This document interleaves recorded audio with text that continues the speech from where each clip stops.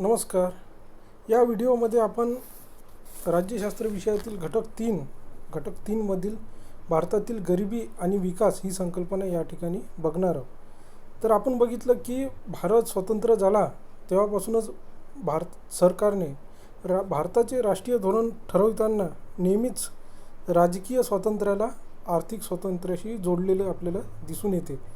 आणि आपण बघितलं की भारत स्वतंत्र झाला तेव्हापासून भारत एक सार्वभौम देशसुद्धा म्हणून ओळखला जाऊ लागला. आणि भारत सरकारने किंवा भारताच्या शासनाने कधीही भारताच्या सार्वभौमत्वाशी तडजोड न करताच आपले धोरण राबवलेले आपल्याला दिसून येते. राष्ट्रीय सार्वभौमत्वाशी कोणत्याही प्रकारची तडजोड न करताच आपले धोरण राबवलेले आपल्याला दिसून येते. तर भारताच्या विकास प्रक्रियेचे महत्त्वाचे काही 3 पैलू आहे. ते 3 पैलू आपल्याला या ठिकाणी बघायचे. त्यातलं पहिलं सांगितलेलं आहे अर्थव्यवस्थेचे आधुनिकीकरण. आता अर्थव्यवस्थेचे आधुनिकीकरण म्हणजेच अर्थव्यवस्थेला जे औद्योगिकीकरण करणं, उद्योगांची संख्या वाढवणं, औद्योगिकदृष्ट्या अर्थव्यवस्था मजबूत करणं यांचा समावेश प्रामुख्याने अर्थव्यवस्थेच्या आधुनिकीकरणामध्ये होते. कारण उद्योगांची संख्या जशी जशी वाढेल तशी रोजगाराच्या संधीसुद्धा वाढेल.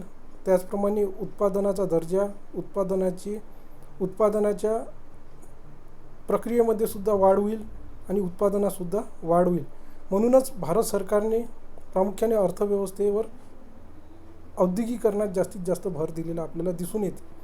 मग ते पंतप्रधान पंडित जवाहरलाल नेहरू असो यांनीसुद्धा कृषी क्षेत्राऐवजी औद्योगिकीकरणाला जास्तीत जास्त प्राधान्य दिलेलं आपल्याला दिसून येते.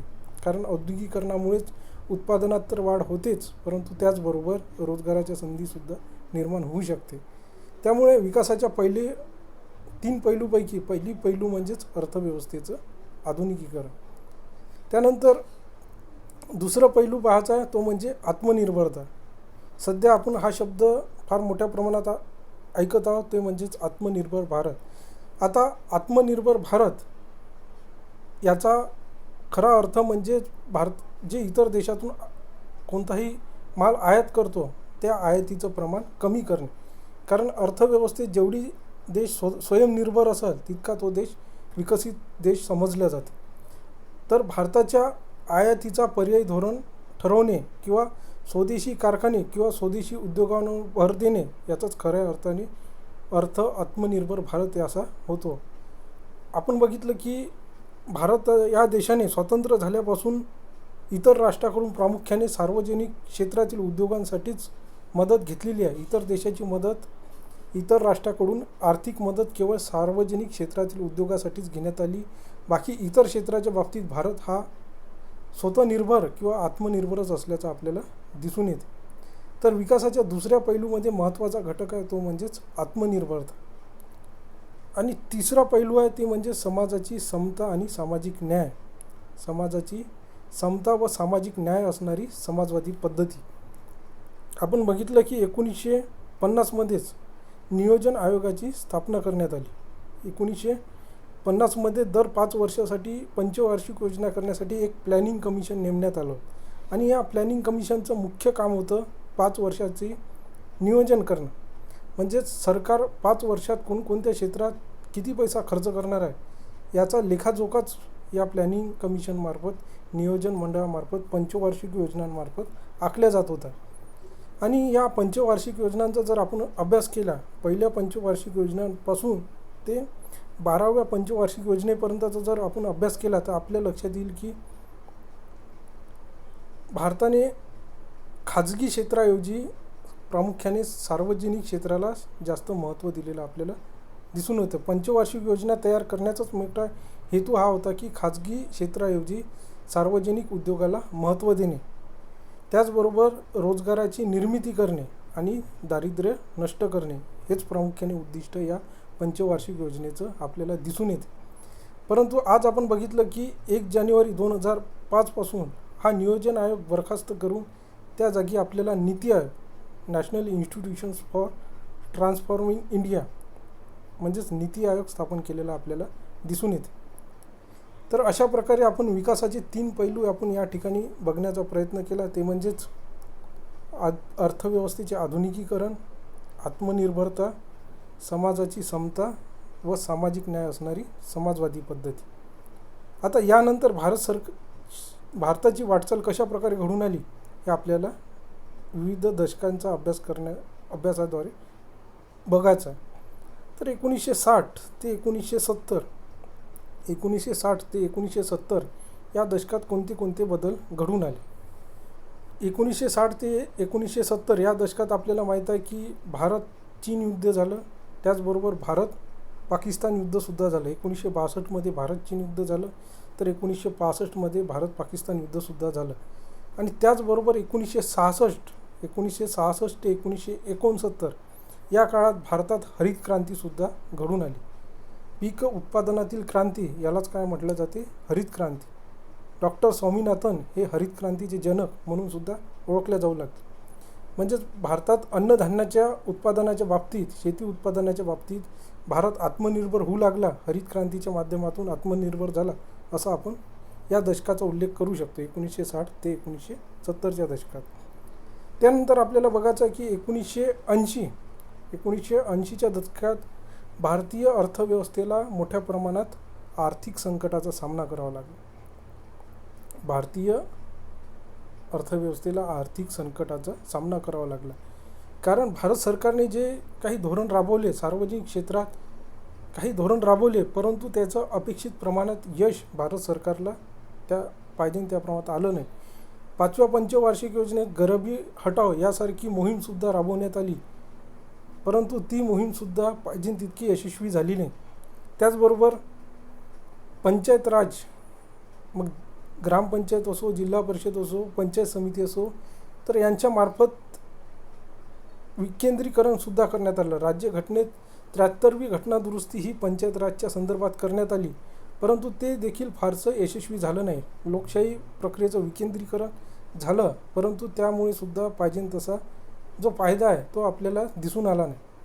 अशा परिस्थितीत, अडचणीच्या परिस्थितीत IMF, ज्यालाच इंटरनॅशनल मॉनिटरिंग फंड या संस्थेकडून भारत सरकारला कर्जसुद्धा घेणं भाग पडलं. तर अशी परिस्थिती 1980च्या दशकात आपल्याला दिसून येते.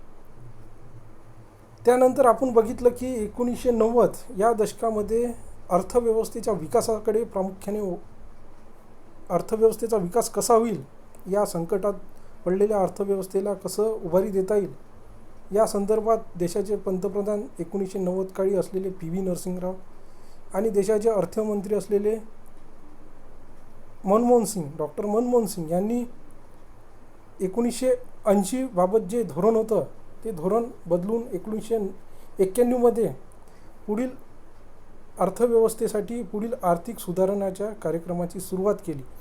आता 1991मध्ये आपल्याला बघायचं आहे की कोणत्या नवीन धोरणाचा स्वीकार करण्यात आला. तर 1991मध्ये प्रामुख्याने जे पूर्वी आपली समाजवादी अर्थव्यवस्था किंवा समाजवादाची संकल्पना, या संकल्पनेचा त्याग करून भारताच्या अर्थव्यवस्थेने आर्थिक उदारीकरण ही संकल्पना स्वीकारली. त्याचबरोबर सार्वजनिक क्षेत्राचे खाजगीकरणसुद्धा मोठ्या प्रमाणात घडून आले.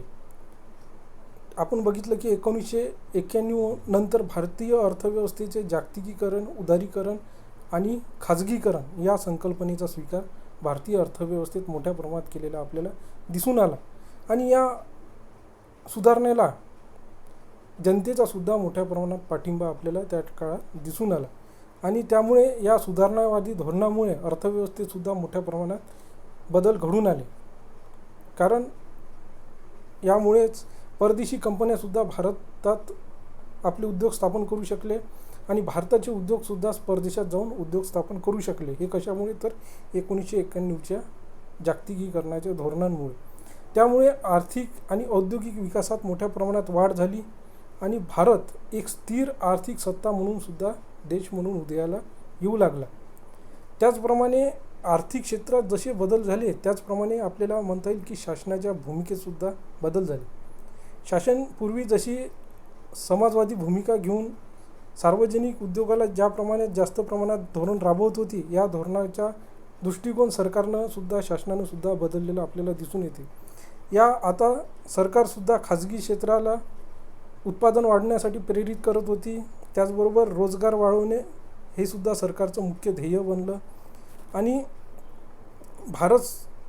भारतीय अर्थव्यवस्थेत सरकारी उद्योगाप्रमाणेच खाजगी क्षेत्रसुद्धा मोठ्या प्रमाणात अस्तित्वात आलं, क्रियाशील झालं. लघु उद्योग असो, मोठे उद्योग असो किंवा मध्यम उद्योग असो, असे तिन्ही प्रकारच्या खाजगी उद्योगांचा समावेश भारतीय अर्थव्यवस्थेत मोठ्या प्रमाणात झाला असं आपण म्हणू शकतो.